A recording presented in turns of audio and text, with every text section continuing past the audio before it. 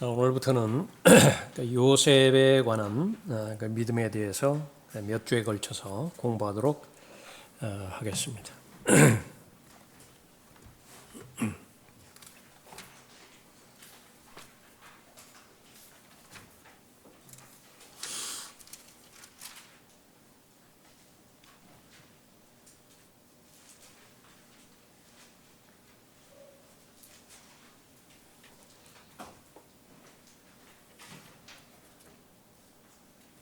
성경이 주어진 목적, 교리를 공부함으로 인해서 그 유익을 얻게 하는 것으로부터 목적으로 해서 궁극적으로 하나님의 온전한 사람, 모든 선한 일에 철저히 구비되게 하려는 목적으로 성경이 주어졌지요. 그 목적을 결코 잊어서는 안 됩니다. 성경이 주어진 목적은 무엇이냐? 성경은 하나님의 기록된 말씀인데 그 기록된 말씀의 권위나 또 예수 그리스도께서 말씀이라고 그렇게 계시되었는데 그 권위에 있어서는 결코 차이가 없습니다. 나는 예수 그리스도와 같은 마음과 생각으로 자라고 있는 것인가? 예수 그리스도께서 바라보시는 관점에서 세상을 바라보고 예수 그리스도께서 바라보시는 마음으로 나와 사람들을 그런 가치관 가운데서 바라보는 것인가? 시간과는 어떤 것인가? 예수 그리스도께서 바라보시는 장래, 미래에 대한 가치관, 그것을 그대로 잘 소유하고 있는 것인가? 그것이 체크리스트예요. 그것이 잘 유지되어지면 더 열심히 성경을 공부하시고 읽으시고 또 하나님의 말씀을 들으십시오. 그러나 아무리 생각해 보아도 그것에 미진하다라고 한다면 모든 것을 중단하세요. 중단하시고 말씀이 우리에게 주어진 목적과 동기, 그것을 다시 한번 확인해 봐야 됩니다. 그러지 않으면 기초가 부실한 상태에서 건물이 높이 올라가면 올라갈수록 무너짐은 크게 되어 있습니다. 그래서 우리의 당면 과제는 이 하나님의 말씀으로 인해서 잘 배워야 되는데 그것은 그리스도를 잘 배우는 것과 마찬가지입니다. 성경에서 언급할 때 그리스도를 배운다라고 그렇게 시작을 했지만은 잘 못 배운 사람들이 많아요. 어떤 사람들이 있느냐? 그것은 바로 그리스도의 영이신 성령 하나님의 인도함을 따르지 않고 성령 하나님의 인도함을 따랐다라고 하는 것은 성령의 열매를 맺는 것을 말하는 것인데 그것은 내면의 증거입니다. 그것은 예수 그리스도의 은혜 가운데 머물러 있다라고 하는 증거를 말하는 것인데 마귀가 공격한다라고 하는 것은 무엇이에요? 씨 뿌리는 자의 비유에서도 마찬가지로 제일 먼저 하나님의 말씀을 듣지 못하게 방해하는 것으로부터 시작해서 공부할 기회를 박탈해버리는 것입니다. 두 번째로는 깨닫지 못하고 이해하지 못하게 만드는 것이죠. 아주 둔감하게 만들어버리는 거예요. 거기에는 원인이 있습니다. 우리의 믿음이 형성되어지는 것은 지성의 영역이 아니에요. 우리의 믿음이 형성되어지는 것은 마음의 영역입니다. 마음에서 구원도 이루어지고 마음에서 믿음도 이루어진다. 그 마음에서 믿음이 형성된다라고 하는 것을 알기 쉽게 설명해 준 것이 하나의 그 모델로 보여주는 것이 어린아이예요. 어린아이와 같이 믿으면 돼요. 단순하고 순전하고 하나님의 말씀을 의심하지 않고 그렇게 믿으면 되는 것이죠. 그렇게 해서 이 하나님의 말씀이 마음밭에 잘 이루어져야 되는데 이해되지 못하는 원인이 뭐냐? 깨닫게 되어지지 못하는 원인이 뭐냐? 그 두 마음을 품는 것으로부터 시작해서 욕심과 욕망, 죄가 마음 안에 그렇게 자리 잡혀 있으면 그것은 죄가 그 맺는 열매는 죽음이거든요. 사망이거든요. 영적인 사망입니다. 아무것도 거둘 것이 없어요. 그 원인에 대해서도 구체적으로 잘 말씀해 주셨죠. 그 다음에 우리에게 요구하는 것은 마지막 단계는 뭐냐면 순종과 인내입니다. 하나님의 말씀에 순종하지 못하게 방해하고요. 순종한다 하더라도 인내의 기간을 견디지 못하게 만드는 것입니다. 그 모든 과정들이 다 지나간 다음에 또 하나님의 말씀에 의한 열매를 맺게 되어지는 거죠. 30배도 맺고 60배 더 나아가서 100배의 열매를 이렇게 맺게 되어지는 것입니다. 여러분이 자신의 마음을 성찰할 때 나는 어디에서 그 마귀의 공격에 부딪히게 되었는가? 제일 먼저 나는 하나님의 말씀을 듣지 못하도록 기회를 박탈하는데 그 공격에 나는 패배당했는가? 거기서부터 시작하는 거예요. 그렇게 해서 쭉 진행이 되어질 때 극단적 세대주의자들의 가장 맹점은 뭐냐면 극단적 세대주의의 맹점은요. 하나님의 말씀을 나누기는 나누되 적용하기는 적용하되 교리적으로만 적용합니다. 교리적으로만 적용해. 구약을 대할 때 바울 서신에 입각한 이 시대의 교리, 사실 바울 서신의 그 교리도 그대로 적용하는 것은 아닙니다. 침례도 부인해버리고요. 주의 만찬도 부인해버린다. 교리적으로만 적용하는 거예요. 교리적으로 그렇다. 교리적으로. 더 나아가서 무슨 대환란 교리? 이거 뭐 더 말할 것도 없어요. 다 잘라내버립니다. 다 잘라내버려요. 나중에는 무엇만 남으느냐 그러면 구원에 대한 교리만 남아요. 흡사, 주변에서 살펴보면 그 구원파 교리 있죠? 구원파 교리. 구원이 다예요. 그러니까 그것만 남게 되어진다. 그러니까 영원히 어린아이입니다. 이리저리 휩쓸리고 자신의 감정에 통제되어지고 그러니까 절대로 그렇게 되어서는 안 됩니다. 무엇이든지 전에 기록된 것은 우리의 교훈을 위하여 기록된 것이니 이는 성경이 주는 인내와 위로로서 소망을 지니게 하려 함이니라. 신약 성경 한복판에 나와 있는 말씀인데 로마서 15장 4절 말씀이에요.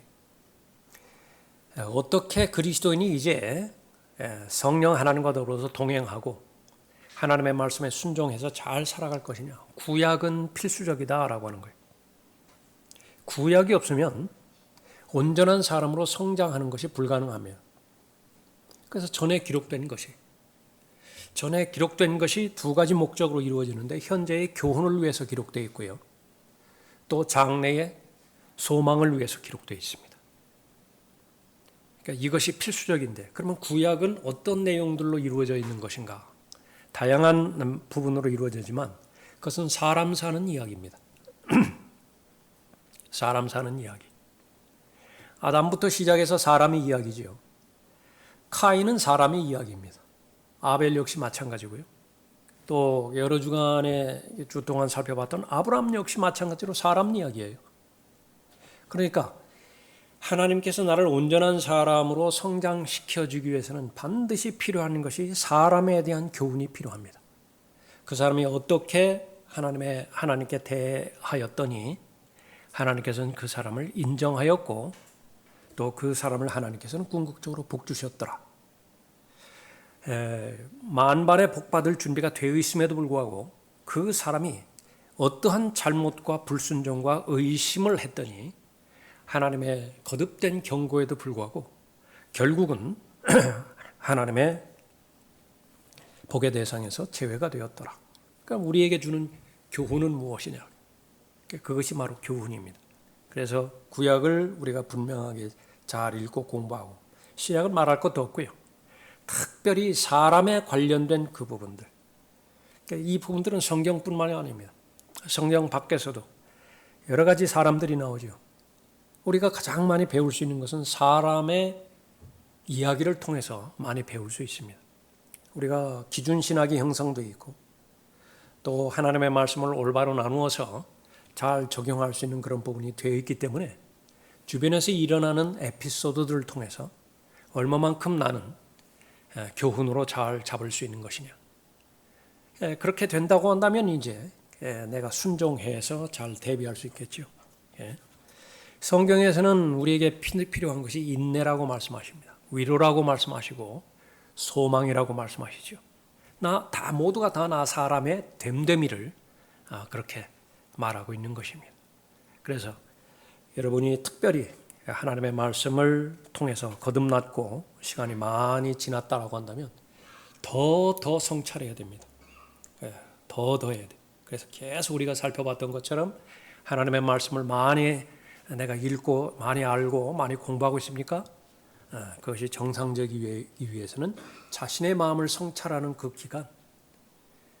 기간이 반드시 확보되어야 됩니다. 다시 말하면 골방에서의 기도 시간, 그것이 바로 나에 해당되는 괴리감을 해결해 주게 되어지는 것입니다.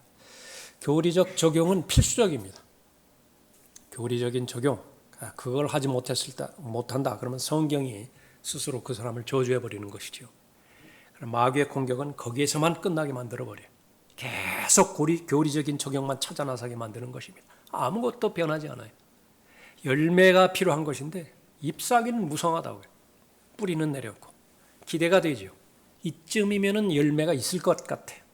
기대감을 가지고 가서 봤는데 실망뿐입니다. 아무것도 다른 사람을 위해서 유익을 주지 못해요. 다른 사람에 대해서 영향력을 끼치지를 못하는 것입니다. 자, 그런 것이 바로 성경에서 우리가 확인해야 되는 그런 부분이고요. 이 기독교 신앙, 참된 기독교 신앙은 반드시 경험해야 됩니다. 반드시 체험해야 돼요. 경험한 것만 나에게 진리가 되는 거예요. 경험하지 않은 것은 어떻게 됩니까? 항상 배울 수 있어요. 그러나 진리가 되지는 못해요. 진리가. 경건의 모습과 모양은 얼마든지 갖출 수 있습니다. 다른 사람의 평가의 기준은 될 수 있어요.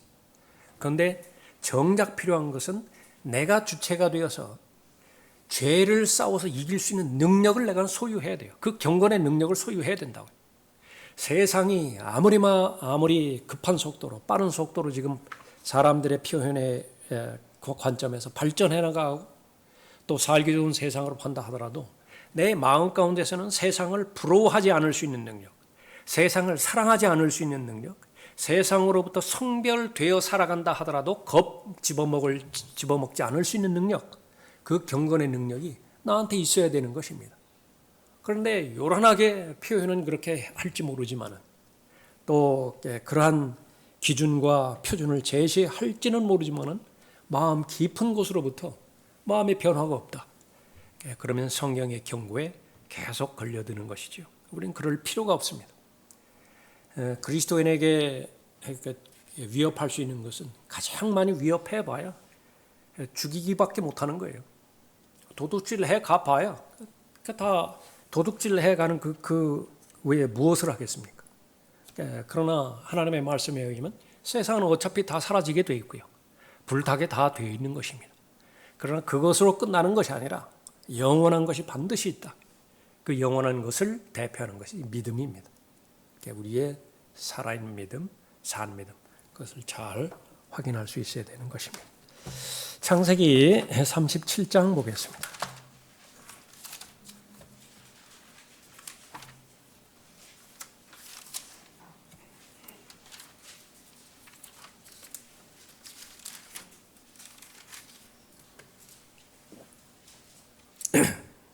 요셉이 이제 처음 나오는 그런 그 부분인데요. 요셉은 사랑받는 아들이었습니다. 아버지 야곱으로부터 어머니 라헬은 말할 것도 없고요. 더 나아가서 하나님으로부터 사랑받는 아들이었습니다. 그 사랑받는 아들 요셉인데 사랑받는 아들 어떠한 내용이었는가 살펴보죠. 1절부터 우리 11절까지 읽어보죠.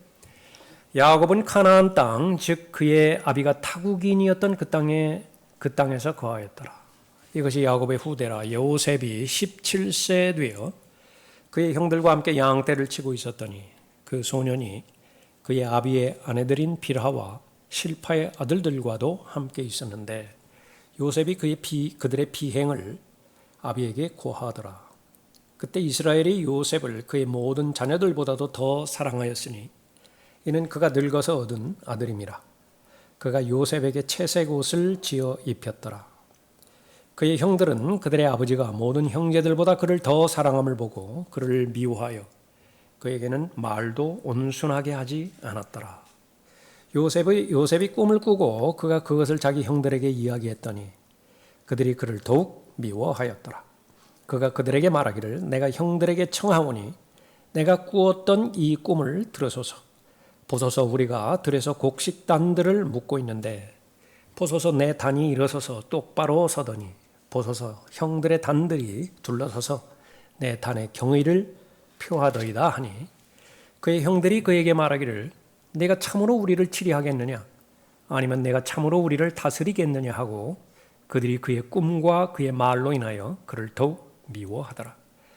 그가 또 다른 꿈을 꾸고 그의 형들에게 이야기하여 말하기를 보소서 내가 또 꿈을 꾸었는데 보소서 해와 달과 11개의 별들이 내게 경의를 표하더이다 하며 그가 그 꿈을 그의 아비와 형제들에게 이야기했더니 그의 아비가 그를 꾸짖어 그에게 말하기를 내가 꾼 이 꿈이 무엇이냐 나와 내 어미와 내 형제들이 참으로 가서 땅에 엎드려 내게 절하겠느냐 하더라.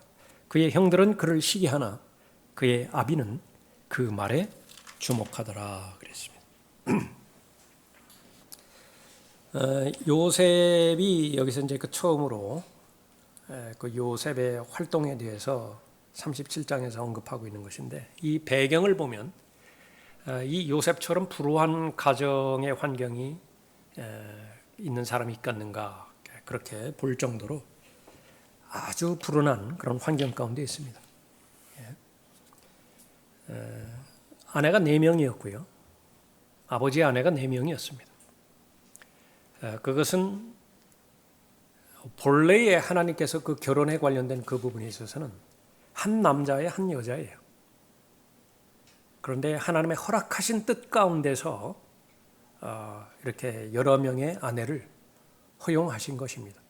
하나만 두었더라고 한다면 이 아내들로 인해서 그 아내들로 인해서 태어나는 자식들로 인해서 겪어야 되는 고통, 고난 그것을 겪지 않을 수 있었던 것입니다. 우선 그 부분이 대전제가 되어지는 것이고요. 그렇게 해서 서로 간에 이 두 아내 간의 그 암투가 있었던 것은 물론이고 그 종들에게도 그것이 전염이 되었고요. 배다른 그 형제들 그 사이에서도 문제가 심각했었던 것이죠. 또 그 가운데 하나는 또 근친상간이 일어나기도 했었고요. 그러니까 통제 불가능하다 싶을 정도로 가정 환경이 그랬던 것입니다. 그 가운데서 요셉이라고 하는 한 인물, 그야말로 개펄 속에 이렇게 해서 발견되는 진주라고 할까요? 가시덤불 사이에서 있는 이 백합화, 그러니까 장미 한 송이라고 할까요? 그런 그 관점입니다. 그래서 이 부분부터 시작해서 이 요셉은 예수 그리스도를 예표하는 거의 무궁무진한 그런 예표들을 나타내고 있는 것인데 예수님의 처음에 출현한 환경도 바로 그런 환경이었던 것입니다. 그 가운데서도 하나님께서는 이 요셉이라고 하는 한 젊은이, 주변의 형들에 비유해서는 무능력하기 짝이 없습니다. 막내지요. 그러나 하나님께서 들어 쓰시고 영광 받으신다라고 하는 사실을 계속 우리에게 알려주고 있는 것입니다. 요셉의 생애가 크게 이 본문을 기점으로 해서 출생부터 17세까지 그 언급이 되고요. 37장 2절에 보니까 그 요셉이 17세 되어라고 그렇게 나오죠.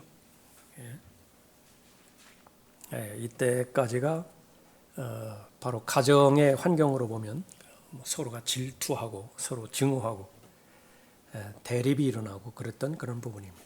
그 다음에는 이제 17세부터 30세까지 이집트를 치리하는 그런 부분인데 이 17세부터 30세까지가 절정입니다. 이것은 요셉이 하나님을 의뢰하지 않았다라고 한다면 한 사건이라도 견디지를 못해요. 형들에 의해서 구덩이에 던져졌고요.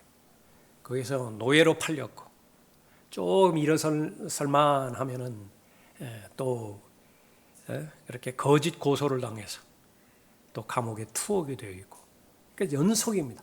그런 그 연속 가운데서 엄청난 일들이 벌어지고 있는 것인데 과연 어떻게 감당했겠는가? 성경의 기록은 하나님께서 그와 함께 하셨더라. 그러니까 그거 하나로 그렇게 견디는 그런 그 부분이었습니다. 그 다음에 이제 30세부터 시작해서 80년간 이후에 죽을 때까지입니다. 80년간의 기간, 그것은 바로 이제 하나님께서 복을 주신 그런 기간입니다. 번영의 기간이죠.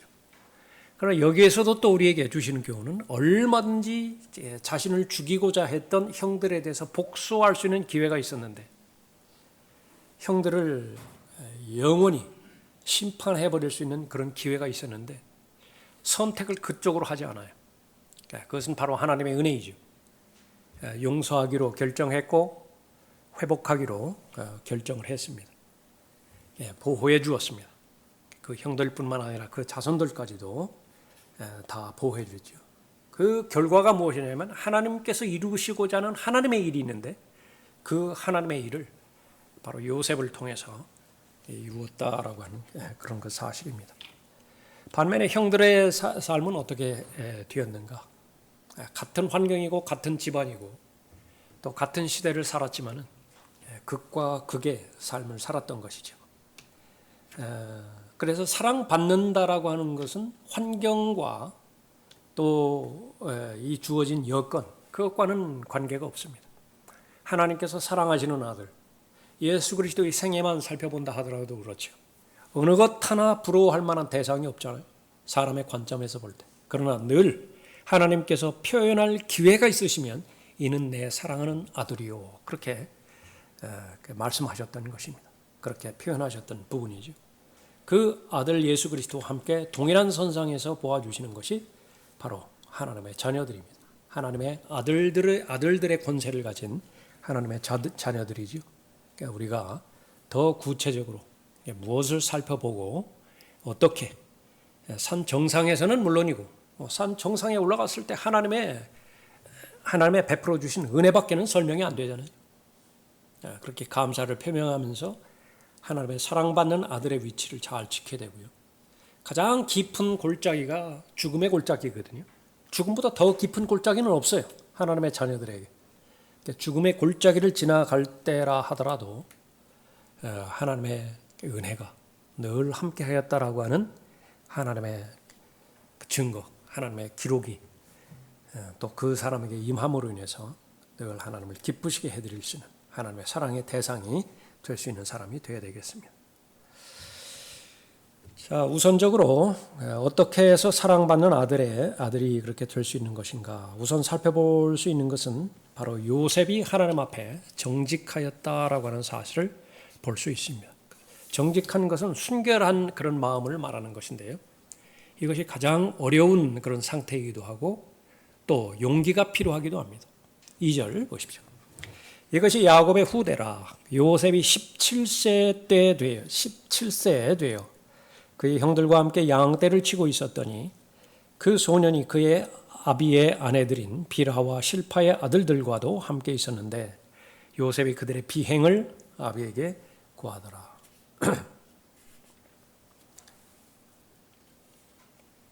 그 이복 형제들, 그 형들과 함께 아버지의 소유인 양을 돌보고 있었다. 그렇게 말하고 있습니다. 요셉의 형들은 어떤 사람들이었는 것인가? 몇 부분으로 그렇게 살펴보도록 하죠. 34장 보십시오.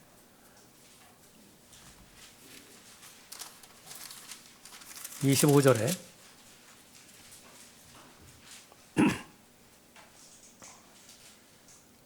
3일째 되어 그들이 아플 때 야곱의 두 아들 디나의 오라비 시므온과 레위가 각자 자기 칼을 가지고 담대히 그 성읍으로 가서 모든 남자들을 죽이고 살인하는 데 있어서 전혀 거리낌이 없었던 것입니다. 35장 22절에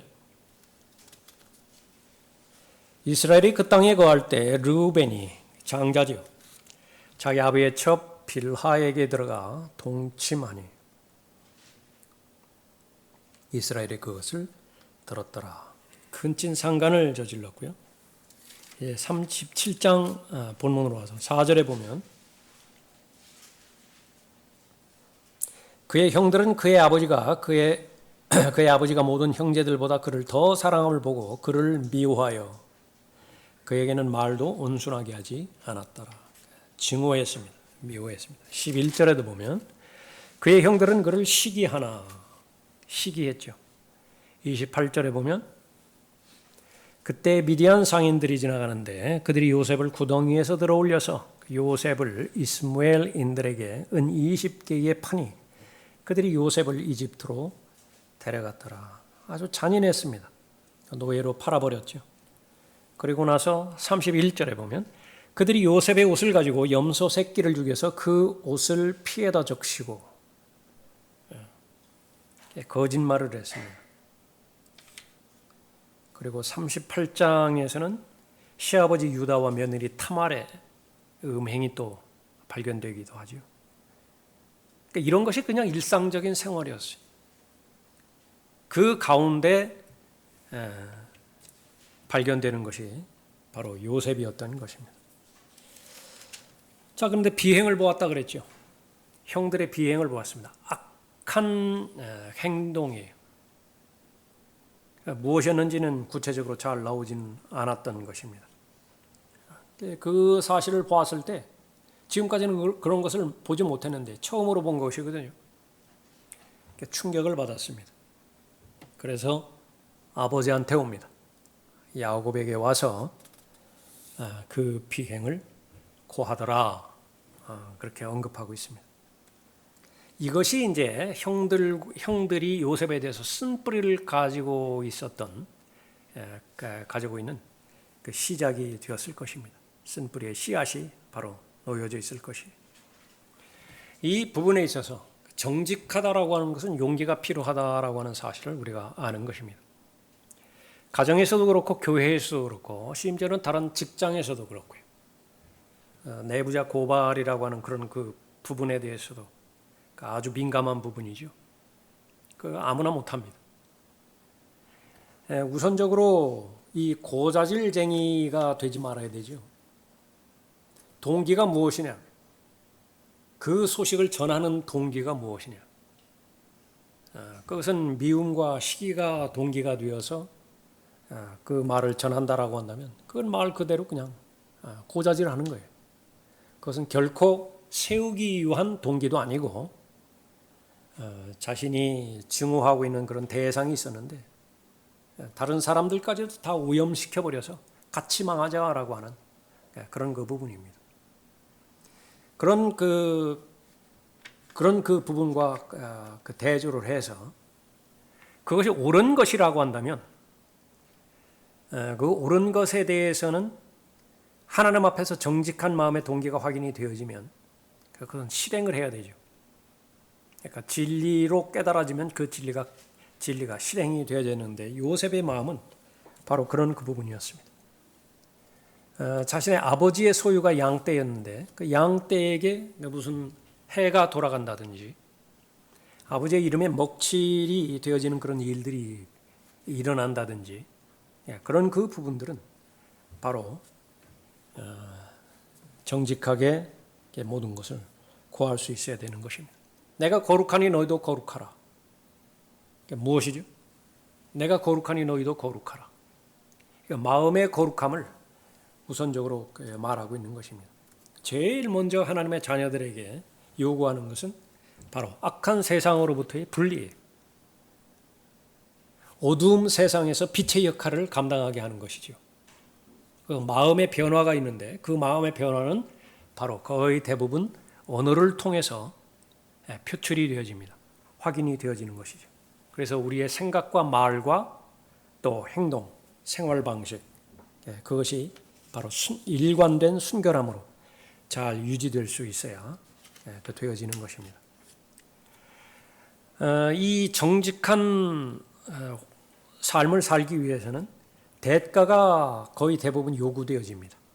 다른 사람들로부터 이 비난이 그 예상이 되어지고요. 또 금전적인 물질적인 또 대가, 비용 그것이 요구되어지기도 합니다. 그럼에도 불구하고 하는 거예요. 예. 그래서 이 자신의 유익을 위해서, 자신의 또 입지를 위해서 타협, 그것을 하나님 앞에서 하나님께서 승인하지 않았을 때에는 그것에 대해서 정직하게 행동해야 되어지는 것이죠. 예.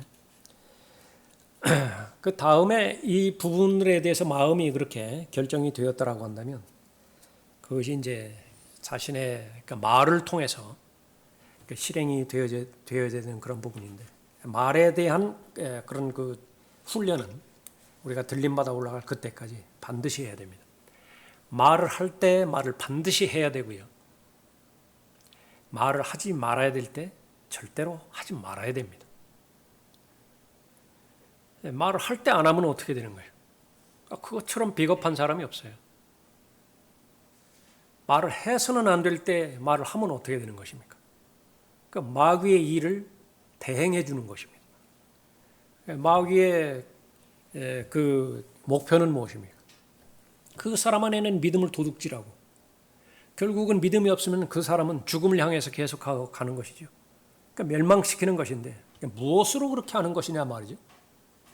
도대체 어떠한 도구와 어떤 수단을 통해서 그 사람을 죽이는 거예요.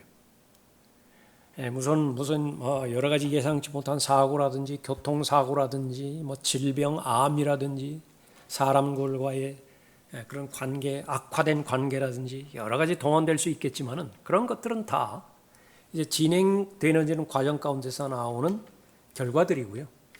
말입니다, 말. 말로 죽이는 거예요. 말로 살리고 은혜의 복음을 통해서 전파하는 자가 없으면 구원받을 사람이 없어요. 성경의 결론은 그렇습니다. 내가 입 꽉 다물고 있으면 나를 통해서는 구원받을 사람은 단 한 사람도 없어요. 마찬가지로 마귀가 넣어주고자 하는 그런 말들이 있는데 그 말을 한 번 받아들이면요 마음의 상처가 깊게 새겨지는 것입니다. 그 상처는 평생 가게 되어지는 것입니다. 그러니까 그 부분에 대해서는 절대적으로 말에 대해서 훈련을 잘 해야 되는 것인데 제일 먼저 우리가 알아야 되는 것, 예수 그리스도께서는 하실 말씀을 안 하신 적이 없어요. 위선자라고 말씀하셔야 될 때는 위선자라고 말씀하셨습니다. 독사의 세대들이라고 말씀하셨을 때는 그대로 하셨어요. 그러나 불쌍한 대상과 또 가여운 대상에 대해서는 또 예수님께서 말씀하셨습니다. 딸이라고도 말씀하셨고요. 그렇게 또 예수님께서는 침묵하실 때는 또 침묵하셨습니다. 그것을 우리가 잘 배워야 되어지는 것입니다. 그런 사랑받는 아들 요셉을 하나님께서 이제 높이십니다. 3절을 보십시오. 그때에 이스라엘이 요셉을 그의 모든 자녀들보다 더 사랑하였으니 이는 그가 늙어서 얻은 아들입니다. 그가 요셉에게 채색 옷을 지어 입혔더라. 그의 형들은 그들의 아버지가 그 모든 형제들보다 그를 더 사랑함을 보고 그를 미워하여 그에게는 말도 온순하게 하지 않았더라. 우선적으로 이 야곱이 아들을 편애하였다라고 하는 그 사실에 대해서는 그러니까 분명하게 바로 잡아야 되는 그런 그 부분이죠. 이 가정은 아주 편애하는 가정이었어요. 야곱과 에서부터가 마찬가지였죠. 아버지는 큰 아이를 사랑하고 어머니는 둘째 아이를 사랑하고 마찬가지로 이 요셉을 사랑했을 때에 다른 이복 형제들이 그 사실을 몰랐던 것이냐? 조금 전에 살펴봤던 것처럼 이 형들은 아주 쾌락적이고 제멋대로고 자기 고집이 세고 이 복수심에 불타고 그런 사람들이었지만은 바보는 아니에요. 바보는 눈치가 없는 것은 절대로 아니라고. 아버지가 아내가 넷이 있는데 그 가운데서 어떤 아내를 가장 사랑하더냐? 그거 모를 리가 없다고 말해요. 또 많은 자식들이 있는데 그 자식들 중에서 누구를 가장 편애하더냐? 그거 모를 리가 없다. 그런데 그런 어리석은 짓을 야곱은 그냥 긴 시간 동안 해왔던 것입니다. 그런 면에서는 자업자득이에요. 그런 면에서는 반드시 바로 잡아야 되는 것입니다. 아버지는 절대로 수동적이 되어서는 안 됩니다. 분명히 하나님께서는 권위를 주셨다라고 한다면 그 권위를 사용해야 되죠. 권위를 사용할 수 있는 여건과 환경을 본인이 만들어 가야 되는 것입니다. 그런데 그 권위를 사용하는 것은 적극적으로 사용해야 되죠. 그런데 권위를 사용을 하질 않아요.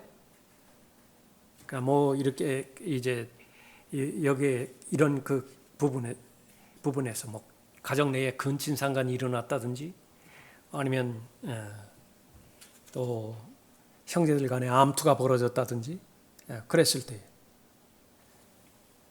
가장 쉬운 것은 그냥 말썽 일으키지 않는 아이를 좋아하는 것. 그것은 뭐 별다른 노력을 기울이지 않아도 됩니다. 자기 기질과 맞는 아이를 잘 다루는 것. 그건 제일 쉬운 일이에요. 그런 아이가 있다라고 한다면 감사의 대상이 되지만 그렇지 않은 아이에 대해서, 자녀에 대해서도 반드시 바로잡을 수 있어야 되죠. 또 똑같은 아이에 있어서 그런 부분이 있다고 한다면 자기가 그런 그 차원에서 다뤄야 되는 부분이지만은요. 고집세다. 또 아버지의 기준과 그 원리가 제시가 되었는데 그 부분에 대해서 순종하지 않는다. 그러면 그것은 적극적으로 잘 바로잡을 수 있어야 되어지는 것입니다. 늙어서 얻은 아들이라 그렇게 말하고 있죠. 이런 부분에서 더 그렇게 다른 자녀들보다 더 사랑했을 수 있습니다. 그가 요셉에게 채색 옷을 지어 입혔더라. 채색 옷이라고 하는 것, 그 신분의 격차를 나타내는 상징하는 그런 말이기도 하는 것입니다. 그래서 이 더 편애하는 이 사실이 형제들 사이에서 질투심을 일으켰습니다.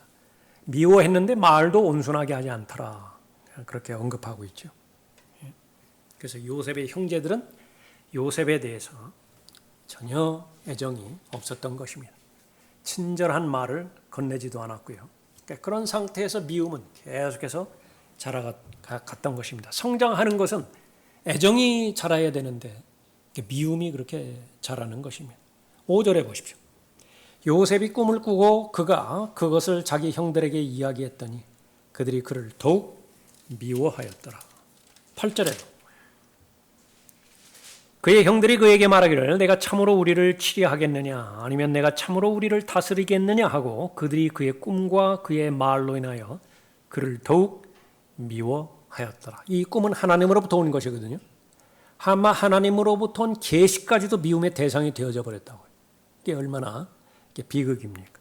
11절에도 보면 그의 형들은 그를 시기하나. 그러니까 미워하고 증오하고 시기하고 계속해서 이것이 커져가는 그런 그 부분입니다.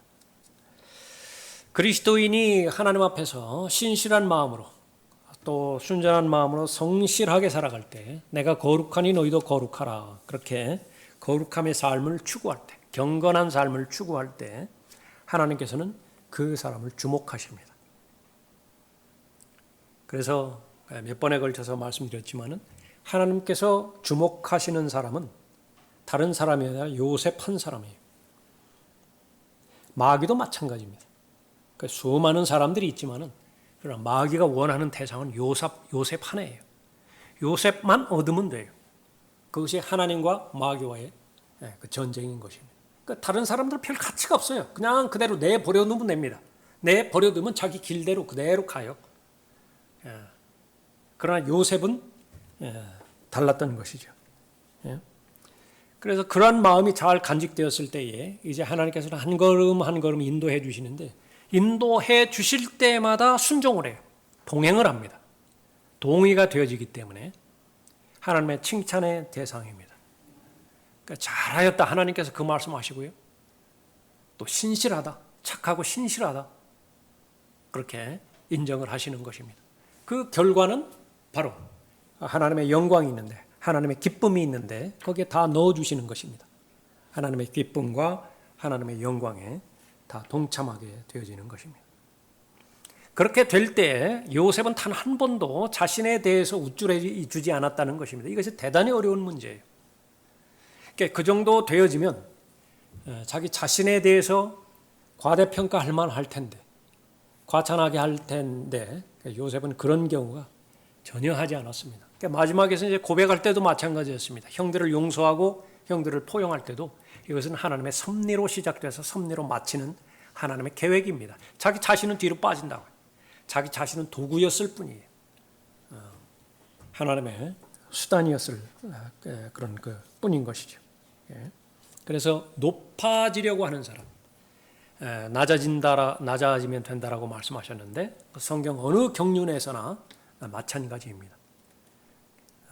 하나님으로부터 칭찬의 대상이 되어야 되고 하나님의 영광과 기쁨에 포함되어지는 대상이 되어야 되는 것인데, 그것이 바로 하나님의 자녀가 누리는 자세와 태도가 되어지는 것입니다. 그 다음에 이제 요셉에게 약속을 주셨죠. 두 가지 꿈을 허락해 주셨습니다.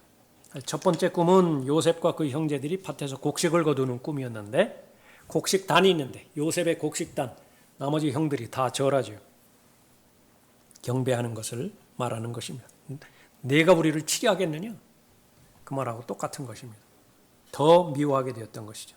두 번째 꿈, 태양과 달과 11개의 별들이 모두 요셉에게 절하는 것이 포함이 되었던 것입니다. 이것을 자기를 내세우기 위해서 말한 것은 결코 아니에요. 사실이기 때문에, 알고 싶기 때문에 요셉은 그 꿈 이야기를 했던 것입니다. 예수 그리스도도 마찬가지예요. 나는 길이요 진리요 생명이라. 그거 진리이기 때문에 그래요. 예수 그리스도 외에는 길이 없어요. 예수 그리스도만이 영원한 생명을 가져다주는 유일한 길이 되시는 것이죠. 우리도 마찬가지입니다. 하나님의 계시가 우리에게 전달이 되어졌을 때 그것은 교만해서 말하는 것이 아니라 사실을 사실대로 말하는 것이죠. 이런 꿈들, 바로 하나님께서 이 시대의 꿈을 통해서 말씀해 주셨던 그런 부분이기 때문에 앞으로 닥칠 수많은 어려움들이 따르지요. 이제 좀 다음부터 보면 이제 형들로부터 폭력을 당하고 노예로 팔려가고 그런 그 부분들이 이 하나님께서 자신에게 보여주신 꿈, 그것이 바로 아버지가 해석해 주었죠. 치리자가 될 것이다 라고 하는 것을. 그러니까 그것을 마음에 새기고 계속해서 나갔던 것입니다.